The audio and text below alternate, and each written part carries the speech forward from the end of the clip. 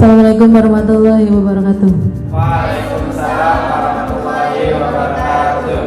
Hari ini kita akan melaksanakan aksi nyata diseminasi modul 1.4 budaya positif calon guru penggerak angkatan 7. Saya akan membacakan susunan acaranya. Yang pertama yaitu pembukaan, yang kedua sambutan dari pihak sekolah, yang ketiga materi, keempat refleksi, dan yang kelima penutup.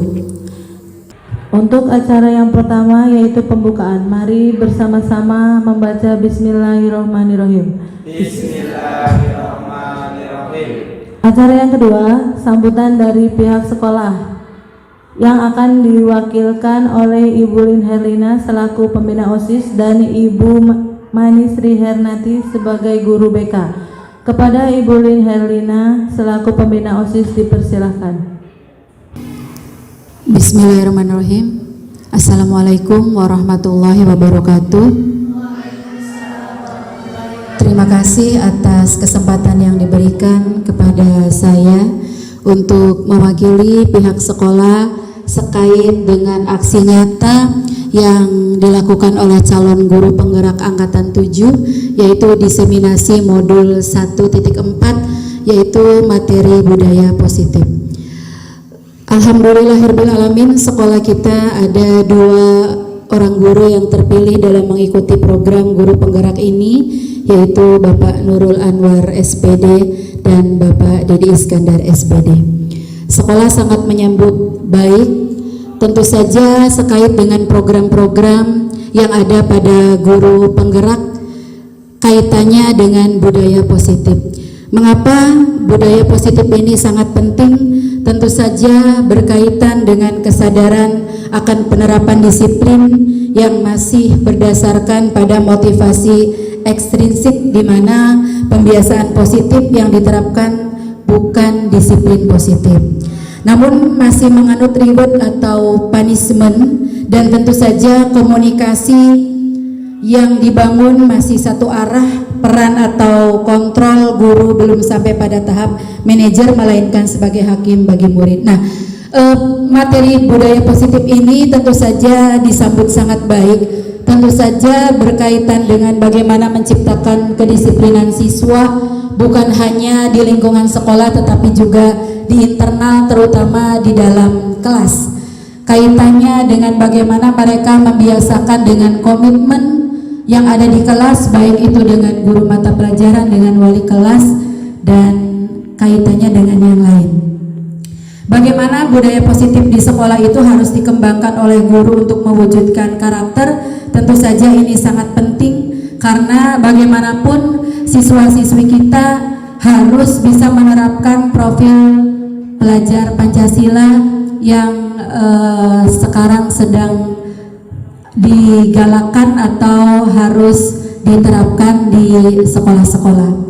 Dan sangat mendukung sekali aksi nyata ini, dan diharapkan dengan adanya aksi nyata ini Pak Nurul dan Pak Dedi dapat ketok tular atau membagi ilmu yang didapatkan dari guru penggerak ini pada rekan-rekan yang ada di sekolah. Mungkin itu saja yang dapat saya sampaikan. Sekali lagi, sekolah sangat mendukung. Terima kasih. Wassalamualaikum warahmatullahi wabarakatuh. Terima kasih kepada Ibu Lin. Sambutan yang kedua akan disampaikan oleh Ibu Mani Sri Hernati selaku guru BK. Kepada beliau dipersilahkan. Baik, terima kasih Bu. Bismillahirrahmanirrahim. Assalamualaikum warahmatullahi wabarakatuh. Terima kasih banyak atas kesempatan yang diberikan kepada saya selaku guru BK mewakili dari pihak sekolah dalam kegiatan aksi nyata dari calon guru penggerak angkatan 7 yang akan melaksanakan aksi nyata diseminasi modul 1.4 tentang budaya positif. Kami dari guru BK dengan adanya aksi nyata ini sangat terbantu, sebab apa yang akan dilakukan adalah sejalan dengan apa yang akan BK lakukan, akan BK guru BK sebagai guru BK kami laksanakan di lapangan, sebab dari budaya positif ini ada segi-segi yang memang penekanan kebiasaan dari kedisiplinan siswa yang akan diterapkan melalui kegiatan yang rutin dan terus-menerus, terus juga merupakan satu bentuk penggugah bagi anak-anak bahwa disiplin itu bukan karena suatu paksaan, tapi suatu keharusan yang memang akan berguna seterusnya sampai dia terjun di masyarakat. Bagi kita juga sebagai guru merupakan satu ajang bahwa kita bukan hanya yang memegang kekuasaan atau sebagai kontrol terhadap siswa, tapi juga mampu menekankan kepada siswa juga bahwa hal yang akan kita lakukan bukan karena suatu hukuman, tapi memang suatu hal yang memang kita perlukan. Untuk Pak Dedi Iskandar dan Pak Nurul Anwar, semoga apa yang nanti akan dilakukan oleh bapak-bapak semuanya besar manfaatnya bagi kita semua, terutama siswa dan juga kita sebagai guru yang mungkin akan meminta atau minta ditularkan ilmu-ilmu yang akan diperoleh dari program guru penggerak tersebut. Kami sangat mendukung dari kegiatan bapak-bapak semuanya.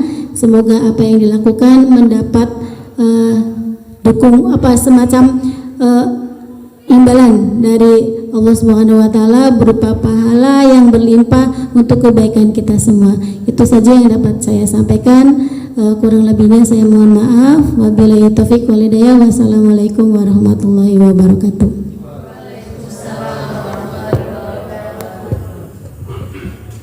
Demikian tadi sambutan dari pihak sekolah yang sudah sepenuhnya mendukung aksi nyata calon guru penggerak angkatan 7. Acara selanjutnya yaitu acara yang ketiga, penyampaian materi oleh Bapak Nurul Anwar dan Pak Dedi Iskandar. Kepada Pak Nurul Anwar dipersilakan. Bismillahirrahmanirrahim. Assalamualaikum warahmatullahi wabarakatuh. Sebelumnya saya ucapkan terima kasih banyak pada rekan-rekan guru SMP Negeri 1 Gegesik, yang mana pada hari ini saya berkesempatan dengan rekan saya Pak Dedi Iskandar.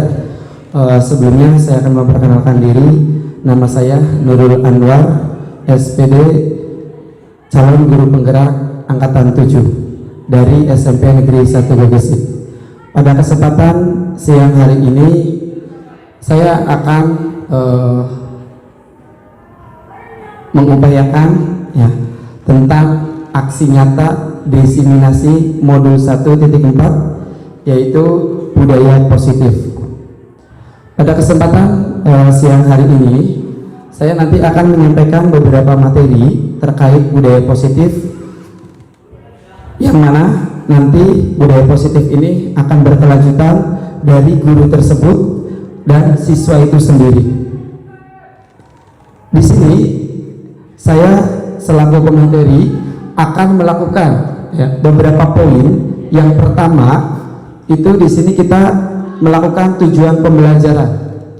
Poin yang pertama yaitu adalah memahami konsep budaya positif yang berdasarkan pada konsep perubahan paradigma, stimulus respons ke teori kontrol serta nilai-nilai kebajikan universal. Poin yang kedua, memahami konsep makna disiplin, keyakinan kelas, hukuman, dan penghargaan. 5 kebutuhan dasar manusia, restitusi dengan 5 posisi kontrol, serta segitiga restitusi, dan menerapkan dalam ekosistem sekolah yang aman dan berpihak pada murid. Poin yang ketiga, menyusun strategi-strategi aksi nyata yang efektif dan mewujudkan kolaborasi beserta seluruh pemangku kepentingan sekolah agar tercipta budaya positif yang dapat mengembangkan karakter murid.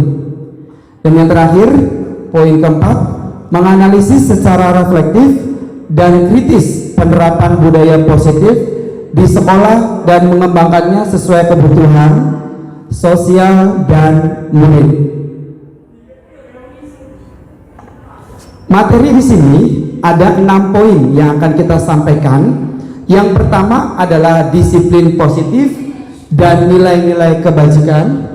Yang kedua adalah teori motivasi, hukuman dan penghargaan restitusi. Dan yang ketiga adalah keyakinan kelas.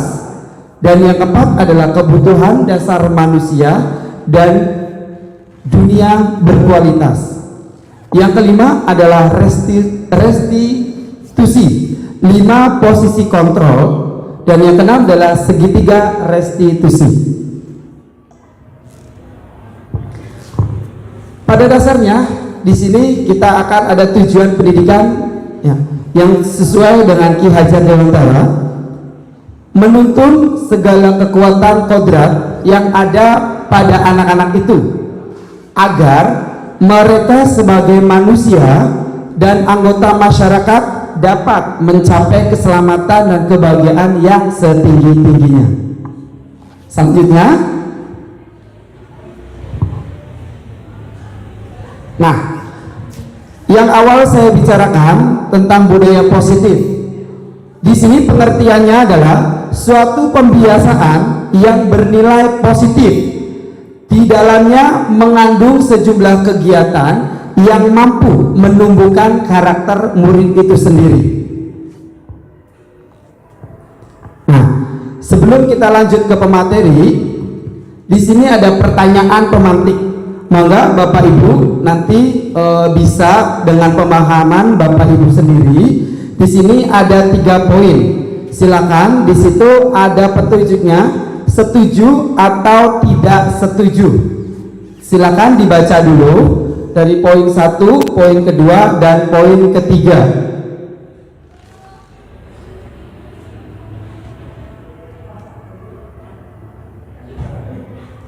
Oke. Nah, dari pertanyaan pemantik itu sendiri, Bapak Ibu bisa menilai hukuman dapat mendisiplinkan anak. Setuju atau tidak setuju? Setuju. Yang kedua, pemberian hukuman dengan hal positif seperti membaca atau membersihkan halaman sekolah dapat meningkatkan kedisiplinan anak. Setuju atau tidak setuju? Setuju. Dan yang ketiga, memberi penghargaan dapat meningkatkan belajar anak. Setuju atau tidak setuju? Oke, terima kasih. Selanjutnya, Pak Dedi, perubahan paradigma, kegiatan kepalan tangan. Ini namanya adalah cobalah buka. Silakan Bapak Ibu langsung kita praktekkan. Silakan Bapak Ibu berarti di sini sebagai A. Anda dan teman Anda akan melakukan cobalah buka. Anda adalah A. Tugas Anda adalah mengepalkan salah satu tangan. Nah, coba Anda bayangkan bahwa Anda menyimpan sesuatu di sini. Entah itu rahasia, entah itu barang berharga, Bapak Ibu semuanya, yang perlu Bapak Ibu jaga. Benda tersebut sekuat tenaga Anda karena begitu pentingnya untuk kehidupan Anda. Nah, tugas B atau tangan sebelah kiri Bapak Ibu, nah, Anda mencoba dengan segala cara untuk membuka kepalan tangan Anda. Teman Anda yang B boleh menunjuk, betul tidak? Ya, boleh membujuk, boleh merayu, mengintimidasi, memarahi, menggoda, sehingga apa? Si kepalan A ini pun akan terbuka. Jadi di sini perubahan paradigma adalah kembali lagi bagaimana kita menyimpang, ya Bapak Ibu. Jadi ketika kalian Bapak Ibu diberikan tanggung jawab, diberikan sebuah tanggung jawab ataupun itu adalah barang berharga, kita simpan erat-erat. Walaupun dirayu, dikasih uang dan sebagainya. Maka dilanjut. Pertanyaan di sini, kegiatan kepalan tangan. Yang pertama adalah, apakah Anda atau B membuka kepalan tangan Anda? Bapak Ibu tadi kalau kayak gitu membuka apa tidak? Tidak ya? Oke, terima kasih. Apakah Anda atau B menutup kepalan tangan Anda? Akan menutup tidak? Yang jelas akan menutup, tidak akan membuka kan? Walaupun si B ini akan memberikan uang, ya, akan merayu, menggoda, seperti itu. Dalam kegiatan ini sesungguhnya siapa yang memegang kendali atau kontrol untuk membuka atau menutup kepala tangan? Siapa? Diri kita sendiri. Terima kasih. Lanjut. Nah, di sini ada teori kontrol dari Dr. William Glaser. Ilusi guru mengontrol murid. Pada dasarnya kita dapat memaksa murid. Itu pada dasarnya. Itu bisa untuk berbuat sesuatu jikalau murid tersebut memilih untuk tidak melakukan. Walaupun tampaknya guru sedang mengontrol perilaku murid, hal demikian terjadi karena murid sedang mengizinkan dirinya dikontrol. Betul tidak? Betul, pasti itu. Saat itu bentuk kontrol guru menjadi kebutuhan dasar yang dipilih murid tersebut karena dikontrol oleh guru itu sendiri. Teori kontrol menyatakan bahwa semua perilaku memiliki tujuan, bahkan terhadap perilaku yang tidak disukai. Nah, ilusi bahwa semua penguatan positif efektif dan bermanfaat. Penguatan positif di sini atau bujukan adalah bentuk-bentuk kontrol segala usaha untuk mempengaruhi murid agar mengulangi suatu perilaku tertentu. Suatu usaha untuk mengontrol murid tersebut dalam jangka waktu tertentu. Kemungkinan murid tersebut akan menyadarinya dan mencoba untuk menolak bujukan. Nah, bujukan kita ataupun guru BK atau yang lainnya, bisa jadi murid tersebut menjadi tergantung pada pendapat sang guru untuk berusaha. Jadi bagaimana kita mengontrol murid itu sendiri, Bapak Ibu? Bagaimana biar sebenarnya murid itu bisa dikontrol oleh kita, tetapi kembali lagi itu bisa kita kontrol juga pada diri sendiri. Selanjutnya, ini masih dengan teori kontrol Dr. William Glaser. Ilusi bahwa kritik dan membuat orang merasa bersalah dapat menguatkan karakter. Menggunakan kritik dan rasa bersalah untuk mengontrol murid menuju pada identitas gagal. Mereka belajar untuk merasa buruk tentang diri mereka. Mereka mengembangkan dialog diri yang negatif.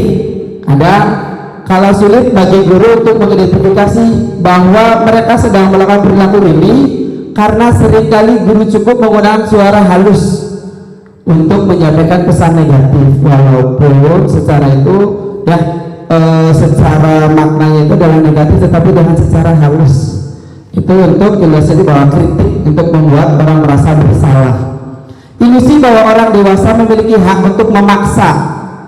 Kita selaku guru, banyak orang dewasa yang percaya bahwa mereka memiliki tanggung jawab untuk membuat murid-murid berbuat hal tertentu. Apapun yang dilakukan dapat diterima selama ada sebuah kemajuan berdasarkan sebuah pengukuran kinerja. Pada saat itu pula orang dewasa akan menyadari bahwa perilaku memaksa tidak akan efektif untuk jangka waktu panjang dan sebuah hubungan permusuhan akan terbentuk. Itu. Lanjut. Perubahan dari paradigma stimulus respon kepada pendekatan teori kontrol. Bila kita ingin membuat kemajuan perlahan sedikit demi sedikit, ubahlah sikap atau perilaku Anda atau perilaku kita. Namun, bila kita ingin memperbaiki cara-cara utama kita, maka kita perlu mengubah kerangka acuan kita. Ini menurut Principle Centered Leadership 1991. Selanjutnya, perubahan dari paradigma stimulus respon kepada pendekatan teori kontrol. Siapa sesungguhnya yang memiliki kontrol? Stimulus respon, kita mencoba mengubah orang yang berpandangan sama dengan kita. Teori atau kontrol atau pilihannya, kita berusaha memahami pandangan orang lain tentang dunia. Yang kedua, perilaku buruk dilihat sebagai suatu kesalahan. Semua perilaku memiliki suatu tujuan. Orang lain bisa mengontrol saya, hanya Anda yang bisa mengontrol diri Anda. Saya bisa mengontrol orang lain, Anda tidak bisa mengontrol orang lain. Pemaksaan ada pada saat bujukan gagal. Kolaborasi dan konsensus menciptakan pilihan-pilihan baru. Model berpikir menang atau kalah. Model berpikir menang-menang. Yang ada dalam pikiran itu selalu menang, menang, dan menang. Selanjutnya, disiplin positif. Dalam rangka menciptakan lingkungan positif, salah satu strategi yang perlu kita tinjau kembali adalah penerapan disiplin di sekolah kita. Apakah telah efektif? Apakah masih perlu ditinjau kembali? Konsep disiplin positif merupakan unsur utama dalam terwujudnya budaya positif yang kita cita-citakan di sekolah kita. Selanjutnya, oke. Nah, di sini ada menurut Ki Hajar Dewantoro ataupun Dian Gosen. Ki Hajar Dewantoro menyatakan bahwa di mana ada kemerdekaan, disitulah harus ada disiplin yang kuat. Diana Gosen dalam bukunya Restart Showing School Discipline 2001, dia menyatakan bahwa arti dari kata disiplin itu berasal dari bahasa Latin, yaitu disciplina, yang artinya adalah belajar. Kata disiplin juga berasal dari akar kata yang sama dengan disiplin atau murid atau pengikut. Untuk menjadi seorang murid atau pengikut, seorang harus paham betul alasan mengapa mereka mengikuti suatu aliran atau ajaran tertentu. Selanjutnya, di sini juga sama, ya, digabungkan makna disiplin positif yang dikemukakan oleh Ki Hajar Dewantoro maupun Dian. Kedua pakar pendidikan mengartikan disiplin sebagai bentuk kontrol diri, yaitu belajar untuk kontrol diri agar dapat mencapai suatu tujuan yang mulia. Tujuan mulia di sini mengacu pada nilai-nilai atau prinsip-prinsip yang dianut seorang. Kita namakan nilai-nilai tersebut adalah nilai-nilai kebajikan, yaitu yang universal. Nilai-nilai kebajikan di sini adalah sifat-sifat positif manusia yang merupakan tujuan mulia yang ingin dicapai setiap individu, seperti yang telah dikemukakan oleh Dr. William Glasser pada teori kontrol 1984 menyatakan bahwa setiap perbuatan memiliki suatu tujuan. Dan selanjutnya Dian Gosen 1998 mengemukakan bahwa dengan mengaitkan nilai-nilai kebajikan yang diyakini seseorang, maka motivasi instruknya akan terbangun sehingga menggerakkan motivasi dari dalam untuk dapat mencapai tujuan yang diinginkan. Oke, selanjutnya kita masuk ke nilai-nilai kebajikan. Setiap institusi atau organisasi telah memiliki nilai-nilai kebajikan yang diyakini dan disepakati bersama. Salah satunya adalah nilai-nilai kebajikan yang ingin dicapai oleh setiap anak Indonesia, yang kita kenal dengan profil pelajar Pancasila, yang tadi sudah disampaikan oleh Bu Lini Herlina terkait penguatan kita sebagai guru. Kita harus mengacu pada profil pelajar Pancasila, dan di sini dikaitkan dengan nilai-nilai kebajikan ataupun profil pelajar Pancasila. Nah, di sini ada 6. Yang pertama adalah beriman, bertakwa kepada Tuhan Yang Maha Esa, dan berakhlak mulia. Dan yang kedua mandiri, dan yang ketiga adalah bernalar kritis, dan yang keempat adalah berkebinekaan global, yang kelima adalah bergotong royong, dan yang terakhir adalah kreatif. Dan selanjutnya di sini, nah, ada terkait teori motivasi perilaku manusia. Yang pertama, untuk menghindari ketidaknyamanan atau hukuman, apa yang akan terjadi apabila saya tidak melakukannya. Itu yang pertama. Berarti itu masuknya ke motivasi eksternal. Yang kedua, untuk mendapatkan imbalan dari orang lain atau institusi. Apa yang akan saya dapatkan apabila saya melakukannya? Itu berarti kembali ke motivasi eksternal di luar. Nah, yang ketiga, ini untuk menghargai diri sendiri. Saya akan menjadi orang seperti apa bila saya melakukannya? Itu berarti kembali ke motivasi terang atau tujuan disiplin positif. Nah, di sini teori motivasi perilaku manusia. Tujuan dari disiplin positif adalah menanamkan motivasi yang ketiga pada murid-murid kita, yaitu untuk menjadi orang yang mereka inginkan dan menghargai diri sendiri dengan nilai-nilai yang mereka percaya.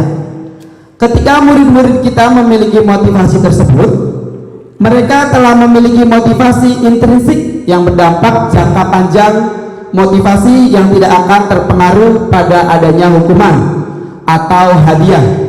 Mereka akan tetap berperilaku baik dan berlandasan nilai-nilai kebajikan atau profil pelajar Pancasila, ingin menjadi orang yang menjunjung nilai-nilai yang mereka hargai.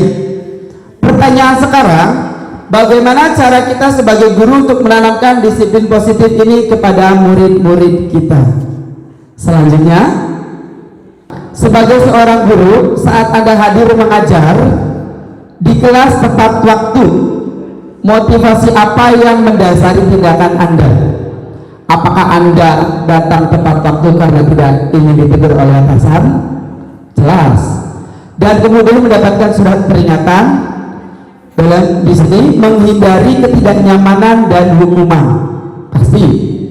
Atau Anda ingin dapat pujian dari atasan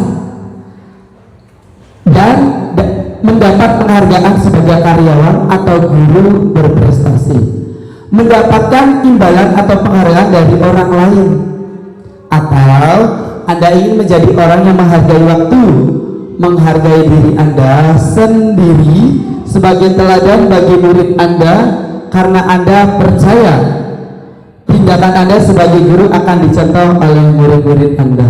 Berarti di sini adalah menghargai nilai-nilai diri sendiri. Manakah motivasi yang paling kuat mendasari tindakan Anda? Atau bahkan kombinasi dari dua motivasi atau bahkan ketiganya? Satu, kedua, atau ketiga? Oke, terima kasih banyak. Itu yang bisa saya sampaikan. Kurang lebihnya mohon maaf. Akan dilanjutkan oleh rekan saya. Assalamualaikum warahmatullahi wabarakatuh.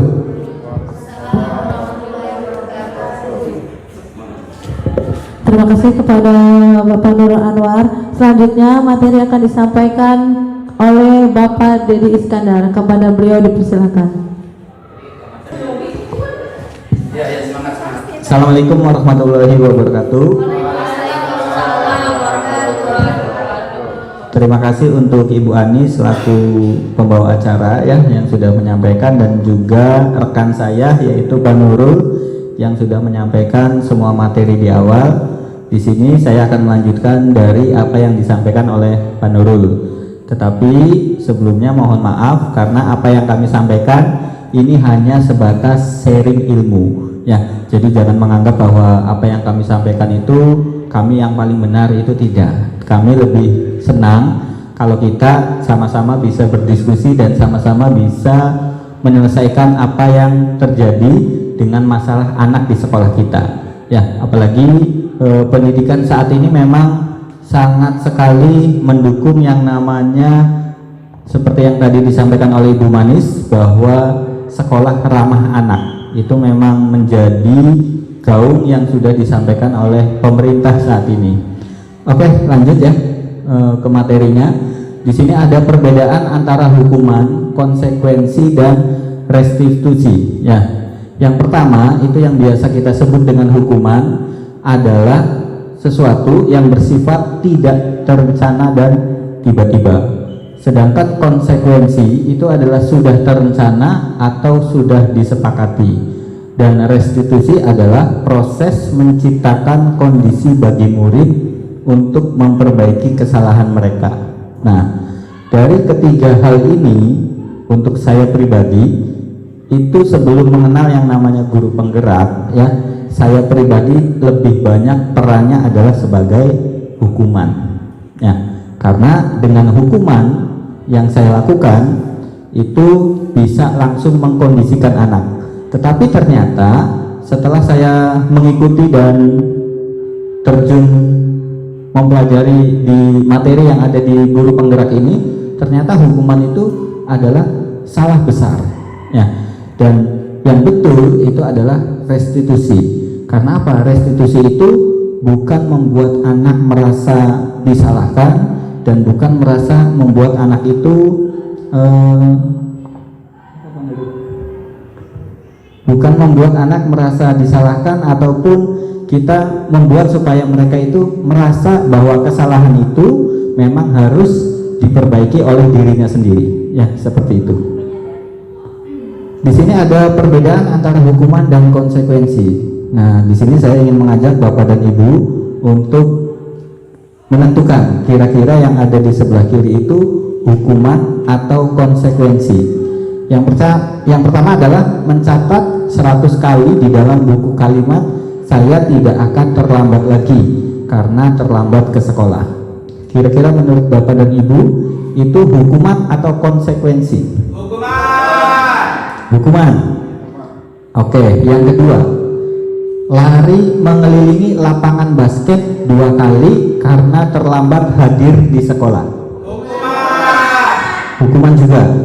Oke, yang ketiga, murid diminta untuk push up 15 kali karena tidak menggunakan masker ke sekolah. Hukuman juga. Yang keempat, menggantikan kertas tugas teman yang telah dicoret-coret olehnya. Konsekuensi. Yang kelima, ya, membersihkan tumbahan air di meja tulis karena tersenggol pada saat belajar. Konsekuensi. Kemudian selanjutnya adalah murid disuruh untuk mengenakan sepatu seharian di sekolah karena tidak mengenakan sepatu hitam. Hukuman. Terakhir, lari mengelilingi lapangan basket 2 kali karena terlambat 10 menit untuk pelajaran PJOK. Konsekuensi. Oke, kita akan lihat kira-kira jawaban dari Bapak dan Ibu guru itu yang betul seperti apa. Nah, tepuk tangan untuk kita semua. Ya, ternyata mencatat 100 kali di dalam buku kalimat saya tidak akan terlambat bla bla bla, ya, itu merupakan salah satu bentuk hukuman. Dan ini dilakukan pada saat guru-guru zaman sebelumnya, ya, sebelum ada yang namanya restitusi itu diberlakukan atau mulai dikenal oleh kita sebagai guru, ya. Kemudian lari mengelilingi lapangan, yaitu dalam bentuk hukuman fisik, itu sudah sangat jelas sekali. Kemudian murid diminta untuk push up juga itu merupakan hukuman. Menggantikan membersihkan tumbahan air itu merupakan konsekuensi.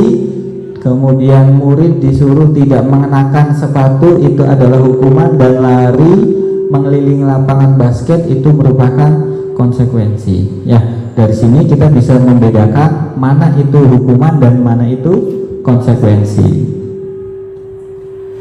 Selanjutnya adalah mengenai keyakinan sekolah atau keyakinan kelas.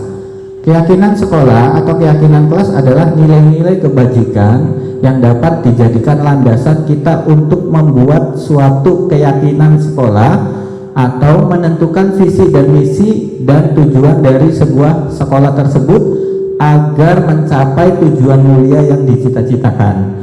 Nilai-nilai kebajikan menekankan pada keyakinan seseorang akan lebih memotivasi seseorang dari dalam.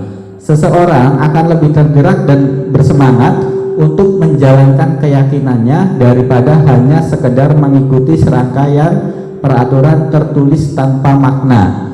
Murid-murid pun demikian, mereka perlu mendengarkan dan memahami arti sesungguhnya tentang peraturan yang diberikan. Apa nilai-nilai kebajikan di balik peraturan tersebut, tujuannya untuk apa, dan menjadi tidak tertarik atau takut sehingga hanya sekedar mengikuti serangkaian peraturan yang mengatur mereka tanpa memahami tujuan mulianya. Ya, seperti itu. Nah, di sini adalah beberapa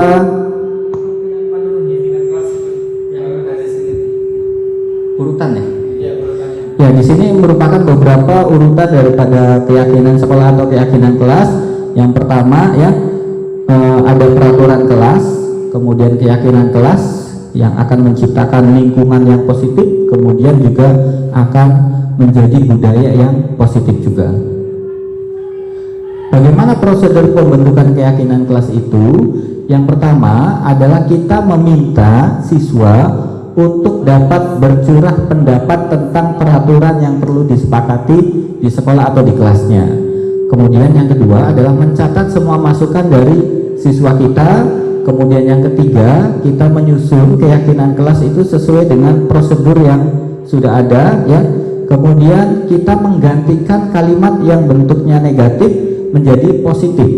Contoh kalimat negatifnya adalah misalnya jangan berlari di kelas atau koridor. Nah, itu kita ganti menjadi berjalanlah di kelas atau koridor. Kemudian mencatat semua masukan pada para murid di papan tulis atau di kertas besar, di mana semua anggota kelas atau warga sekolah itu bisa melihat hasil curah pendapatnya. Di sini keyakinan kelas dengan yang namanya peraturan sekolah itu agak berbeda. Kalau peraturan sekolah itu dibuat oleh sekolah dan siswa hanya bisa mengikuti tanpa mereka bisa protes atau apapun. Tetapi kalau keyakinan kelas itu dibuat atas keinginan daripada siswanya itu sendiri. Nah, di sini kita ambil contoh merupakan salah satu bentuk keyakinan kelas.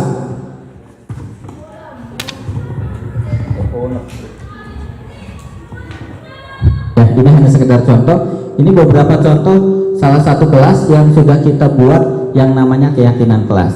Keyakinan kelas ini harus atau wajib dibuat oleh kita sebagai guru pengajar supaya kondisi di kelas itu menjadi enak, nyaman, dan tentram sesuai dengan keinginan anak. Dengan adanya keyakinan kelas ini, maka anak itu akan lebih giat dalam belajar. Mereka akan lebih responsif terhadap apa yang kita sampaikan di kelas.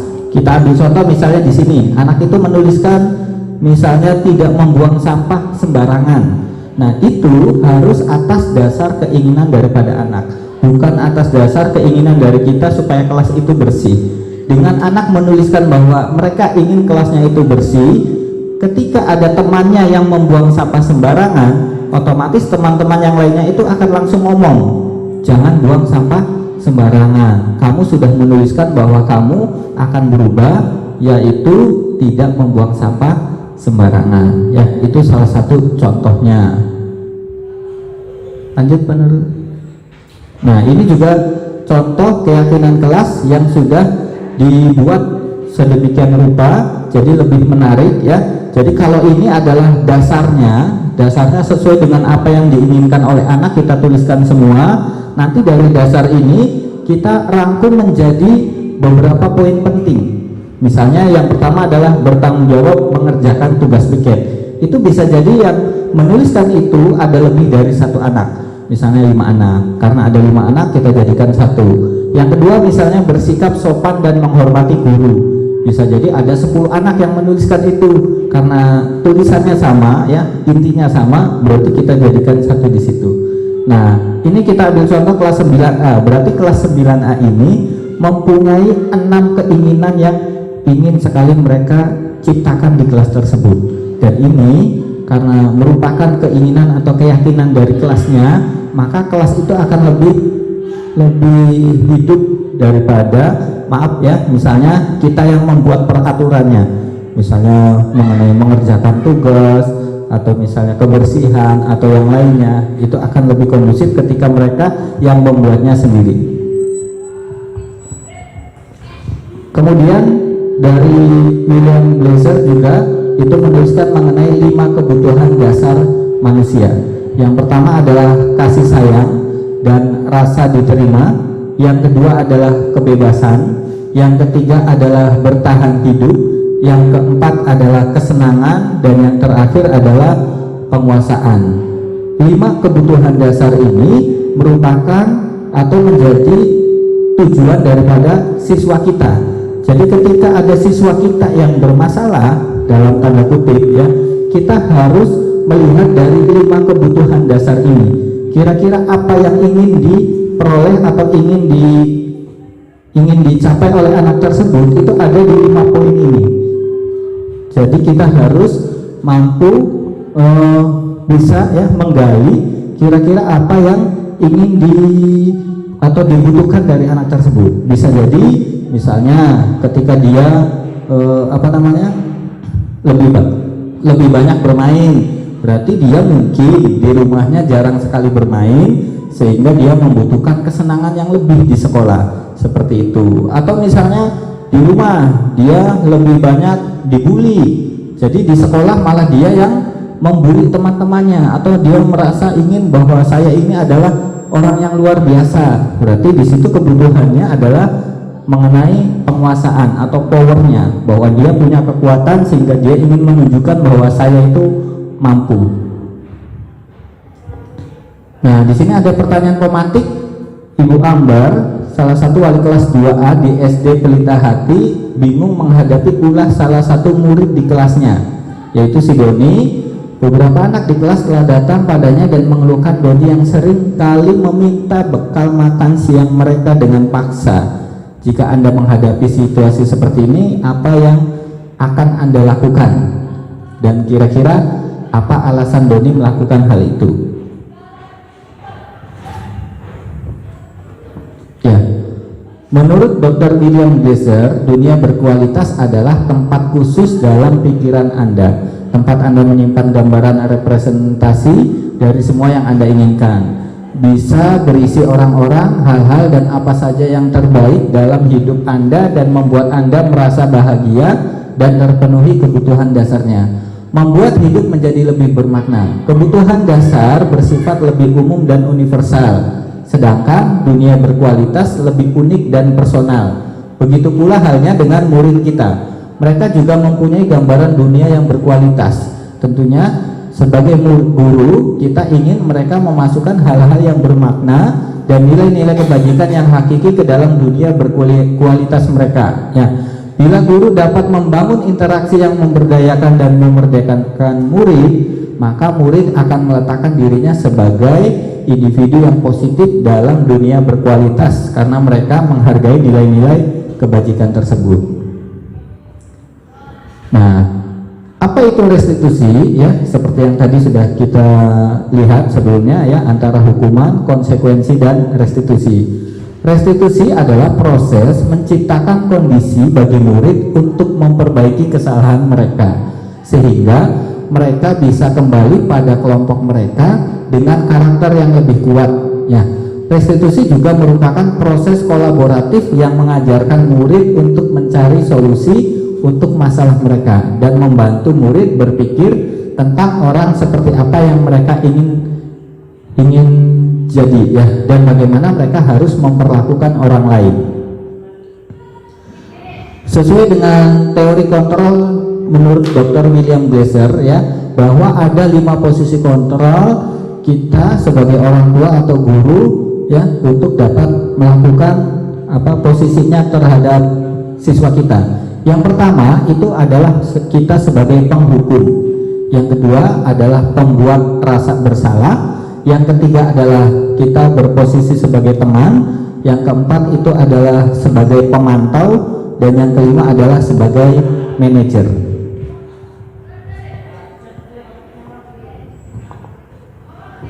Apa bedanya dari 5 poin tersebut ya? Kita ambil contoh kalau kita sebagai penghukum, misalnya itu adalah menghardik, menunjuk, menyakiti, menyindir, itu adalah kita, berarti posisi kita sebagai guru itu adalah sebagai penghukum. Yang kedua, pembuat rasa bersalah, berarti kita akan lebih banyak berceramah, mengatakan misalnya seharusnya ibu kecewa, bapak kecewa karena kamu begini begitu. Nah, itu berarti kita memposisikan diri sebagai pembuat rasa bersalah.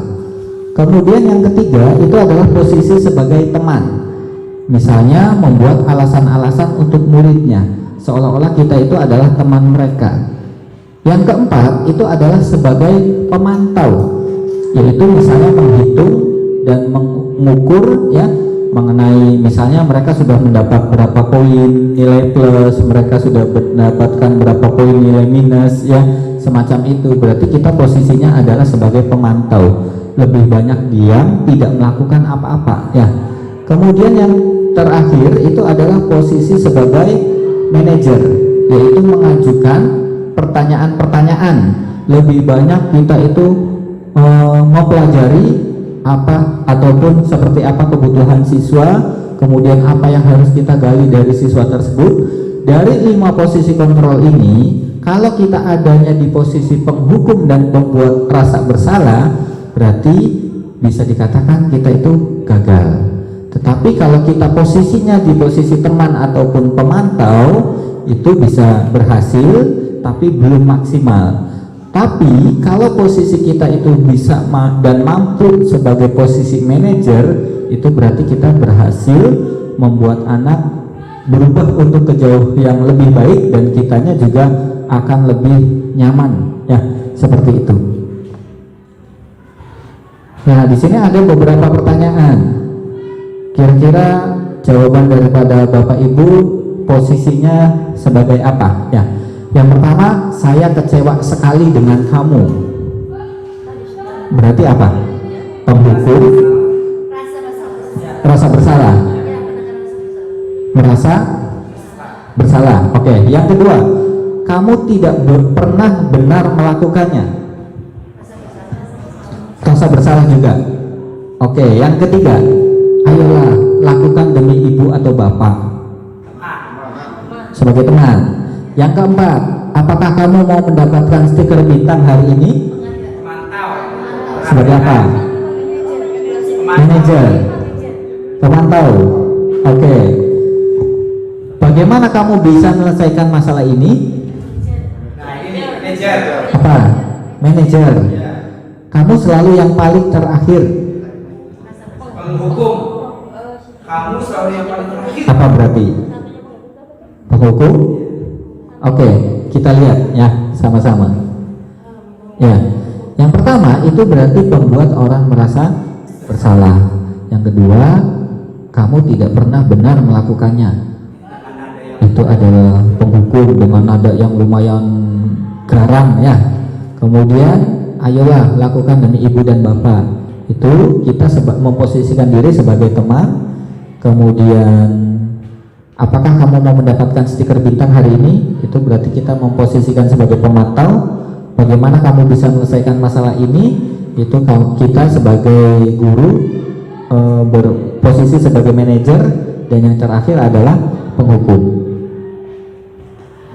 Nah, di dalam segitiga restitusi ya, kalau tadi kita bicara tentang restitusi, di sini kita bicara tentang segitiga restitusi, yaitu salah satu cara untuk memperbaiki diri dan mewujudkan disiplin diri. Segitiga restitusi adalah proses menciptakan kondisi bagi murid untuk memperbaiki kesalahannya sehingga karakter mereka lebih kuat ketika kembali kepada kelompoknya. Di sini ada 3 langkah yang harus kita lakukan. Yang pertama adalah menstabilkan identitasnya, yang kedua adalah validasi tindakan yang salah, dan yang ketiga adalah menanyakan keyakinannya. Nah, ini adalah salah satu bentuk poin-poin yang harus kita pelajari juga ya dalam segitiga restitusi. Yang pertama adalah menstabilkan identitasnya. Berarti kita akan lebih banyak dan mengingatkan kepada mereka bahwa setiap orang pasti pernah melakukan kesalahan. Itu juga harus kita ingatkan kepada mereka bahwa mereka bukan satu-satunya yang pernah berbuat salah. Kamu bukan satu-satunya yang pernah melakukan ini, seperti itu. Kemudian yang kedua adalah menanyakan keyakinannya. Misalnya nilai apa yang telah kita sepakati, kamu ingin menjadi orang yang seperti apa. Yang ketiga, kamu tentu punya alasan mengapa melakukan hal itu. Adakah cara yang lebih efektif untuk mendapatkan apa yang kamu butuhkan? Nah, di sini langkah pertama adalah menstabilkan identitas ya. Untuk menstabilkan identitas berarti kita bukan menyalahkan anak, Ya, untuk membuat anak yang merasa gagal karena berbuat salah menjadi positif terhadap dirinya. Ya, guru berkata berbuat salah itu hal yang manusiawi. Tidak ada manusia yang sempurna. Bapak Ibu juga pernah buat salah. Kita pasti bisa menyelesaikan permasalahan ini. Bapak Ibu tidak tertarik untuk mencari tahu siapa yang benar, siapa yang salah. Bapak Ibu lebih tertarik untuk menyelesaikan masalah. Kalau kamu menyalahkan dirimu sendiri terus-menerus, apakah kamu bersikap baik pada dirimu sendiri? Ya, ini adalah poin-poin ketika kita ingin melakukan yang namanya menstabilkan identitas daripada peserta didik.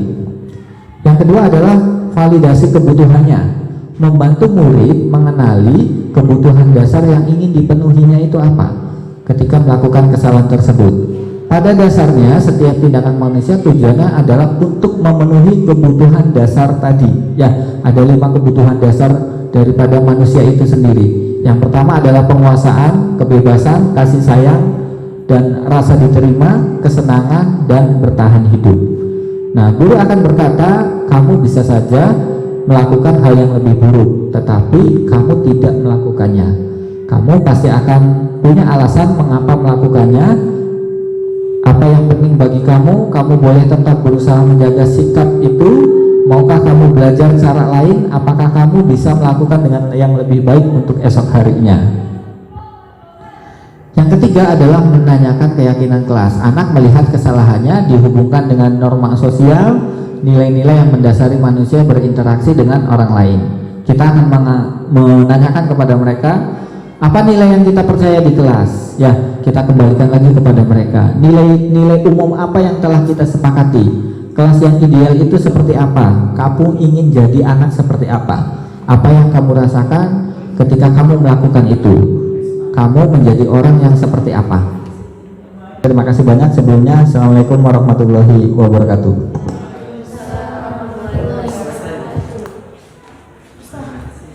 Terima kasih kepada Pak Dede Iskandar. Selanjutnya ke acara 4, yang keempat ya. Acara yang keempat yaitu refleksi, akan dipandu oleh Pak Nurul Anwar. Silakan kepada Pak Nurul Anwar. Nanti bohong-bohongan ya, maksudnya hanya baikan ini.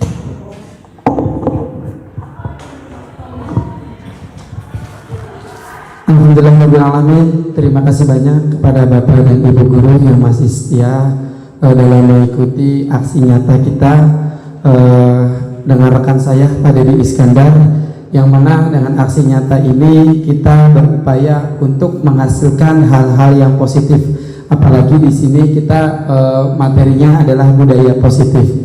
Sekali lagi terima kasih banyak Bapak Ibu saya ucapkan untuk kehadirannya. Sebelum kita tutup, di sini ada refleksi oleh-oleh untuk Bapak Ibu Guru semuanya. Yang pertama di sini adalah hal baru apa yang mengubah paradigma saya yang saya dapatkan. Dan yang kedua, perasaan apa yang muncul selama mengikuti sesi ini, khususnya mengenai makna disiplin dan motivasi intrinsik. Dan yang ketiga, peran AMOM seperti apakah yang saya telah melakukan selama mengikuti modul ini. Dan yang terakhir, saya akan menjadi AMOM yang seperti apakah setelah mengikuti modul ini. Nanti saya akan bagikan skill note ini untuk Bapak dan Ibu. Silakan nanti kerjakan. Ini oleh-oleh dari saya dan Pak Dede Iskandar. Sekali lagi saya ucapkan terima kasih banyak untuk kehadirannya. Saya tutup. Billahi taufiq wal hidayah. Assalamualaikum warahmatullahi wabarakatuh.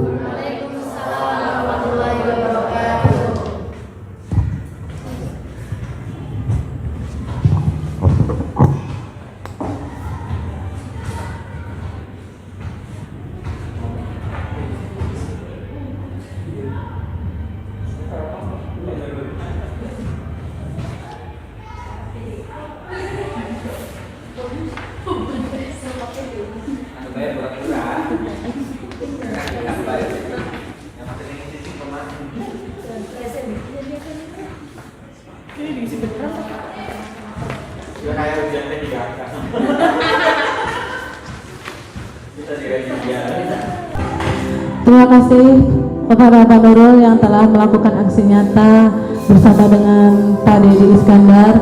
Terima kasih juga kepada Bapak Ibu semua yang sudah mensukseskan acara aksi nyata hari ini.